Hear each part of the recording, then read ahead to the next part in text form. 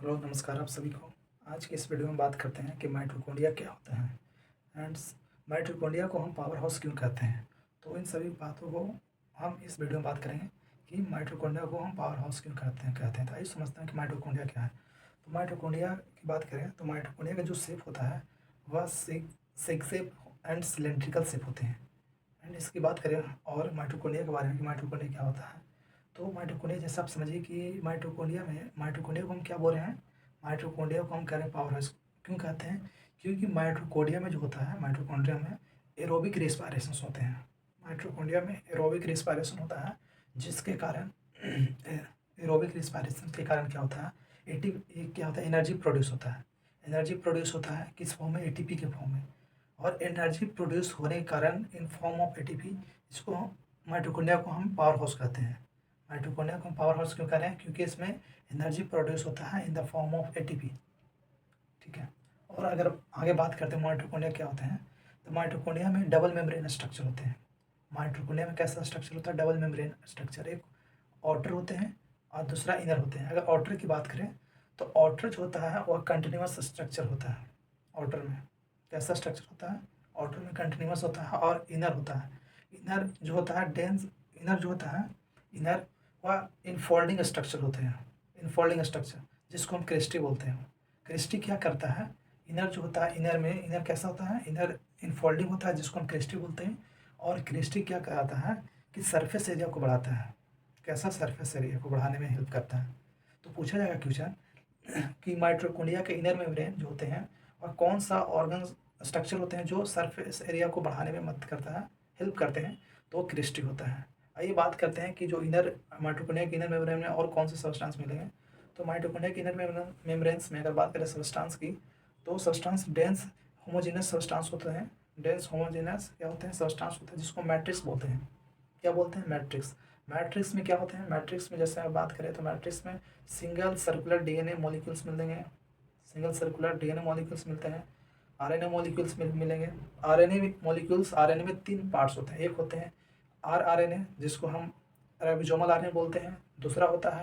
दूसरा messenger RNA जिसको mRNA बोल देंगे। और तीसरा होता है ट्रांसफर आरएनए जिसको हम टीआरएनए कहते हैं।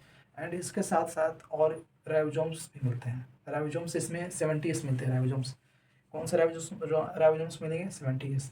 तो यहाँ पर ध्यान में रखने की चीज़ ये है कि जो माइटोकॉन्ड्रिया होते हैं, माइटोकॉन्ड्रिया के मैट्रिक्स में जो राइबोसोम्स मिलते हैं वो 70s राइबोसोम होते हैं। कौन से राइबोसोम होते हैं? 70s राइबोसोम्स होते हैं। तो आइए समझते हैं, लिखते हैं राइबोसोम्स के बारे में। तो राइबोसोम्स की बात करें तो राइबोसोम्स को हम क्या बोलते हैं? राइबोसोम्स को हम बोलते हैं पावर, माइटोकॉन्ड्रिया को पावर हाउस भी बोलते हैं। माइटोकॉन्ड्रिया में बात करें तो डबल मेम्ब्रेन स्ट्रक्चर मिलता है। डबल मेम्ब्रेन स्ट्रक्चर मिलते हैं। डबल मेम्ब्रेन स्ट्रक्चर में एक होता है आउटर आ जाएगा, दूसरा इनर होगा। और आउटर की बात करें तो जो आउटर होता है वह कंटिन्यूअस होता है। कैसा स्ट्रक्चर होता है? कंटिन्यूअस होता है। आउटर में कैसा होता है? कंटिन्यूअस लिमिटिंग बाउंड्री बनाता है। कंटिन्यूअस लिमिटिंग बाउंड्री बनाता है। एंड इसमें अगर बात करें इनर में इनफोल्डिंग स्ट्रक्चर होता है। इनफोल्डिंग स्ट्रक्चर होता है। इनफोल्डिंग स्ट्रक्चर जिसको हम क्या बोलते हैं? जिसको हम क्रिस्टी बोलते हैं। क्रिस्टी। जो क्रिस्टी क्या करता है? क्रिस्टी इंक्रीज कराता है, increase surface area. Surface area को क्या कराता है? बढ़ाता है। एंड इसमें अगर बात करें इनर मेम्ब्रेन ऑफ माइटोकॉन्ड्रिया, तो एक क्या होता है इसके डेंस होमोजेनस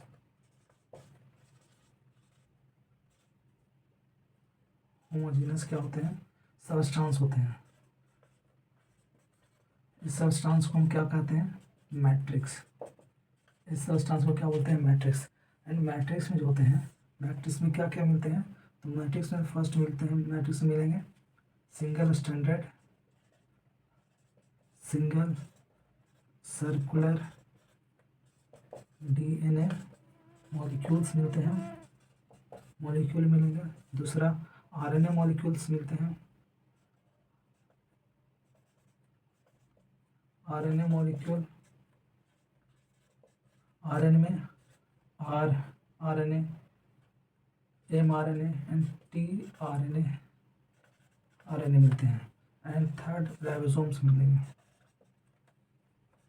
राइबोसोम मिलते हैं। राइबोसोम कौन से मिलते हैं? राइबोसोम्स की बात करें तो 70 राइबोसोम्स मिलेंगे इसमें। माइटोकॉन्ड्रिया में कौन से राइबोसोम मिलते हैं? तो 70 राइबोसोम्स मिलते हैं। एंड माइटोकॉन्ड्रिया की बात करें तो माइटोकॉन्ड्रिया में एरोबिक रेस्पिरेशन होता है। कैसा रेस्पिरेशन होता है? Aerobic respiration. एरोबिक रेस्पिरेशन के कारण प्रोड्यूस होता है, क्या प्रोड्यूस होता है? Cellular energy, cellular energy produce होता है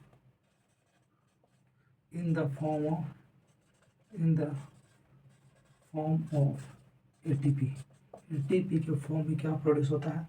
सेलुलर एनर्जी प्रोड्यूस होता है, जिसमें इसके कारण माइटोकॉन्ड्रिया में क्या होता है? एनर्जी का क्या होगा? एनर्जी फॉर्मेशन होता है। इसलिए हम माइटोकॉन्ड्रिया को हम पावर हाउस कहते हैं, माइटोकॉन्ड्रिया का।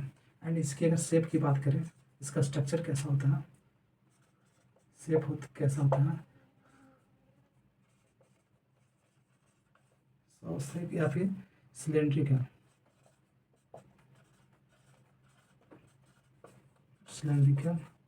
स्ट्रक्चर्स होते हैं। ये हो गया माइटोकॉन्ड्रिया के बारे में, ये स्ट्रक्चर इतना मिलते हैं।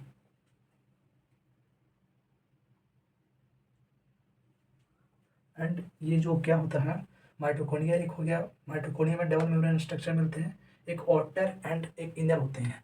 ऐसा स्ट्रक्चर डबल मेम्ब्रेन स्ट्रक्चर मिलते हैं माइटोकॉन्ड्रिया में, एक आउटर और एक इनर।